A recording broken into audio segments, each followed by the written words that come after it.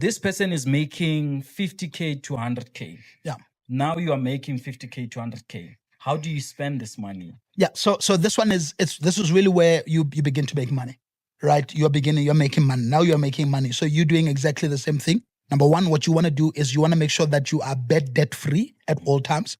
In other words, you don't have like credit card debt and whatever, right? You've got an emergency fund. You build an emergency fund 3 to 6 months of your living expenses, right? You want to make sure that you've got an emergency fund of that amount, right? So if your living expenses are 10,000, for an example, you want to have at least 30,000 to 60,000 saved up in emergency for anything else that might pop up, right? Number 3, you want to live below your means, right? So in this amount you're basically paying, if you're married, I see he's written married, you've got 2 kids, right? The kids are in semi-private school, they're in a private school, that in itself, right? Just that in itself, in Bloemfontein, that basically works out to anything between 3 to 6,000 rand, right, per child. So you the bulk of that, so if it's 2 kids, let's say about 6,000 rand, 7,000 rand goes to school fees.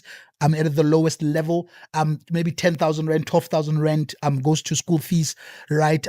Groceries, over the medical aid for the family of 4 would be about 10, let's say about 8 to 10,000 rand, just medical aid, right? So if you look at this, it looks like it's a lot of money, but you want to make sure that you are debt free.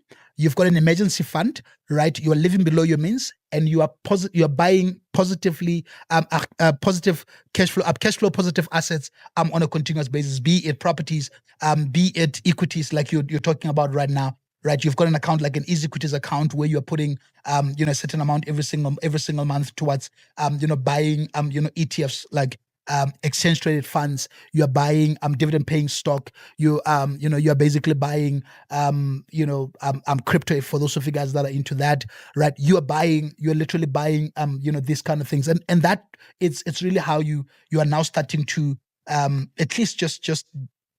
But you're still middle class. You're still just still middle class, kind of level. Okay, let's go to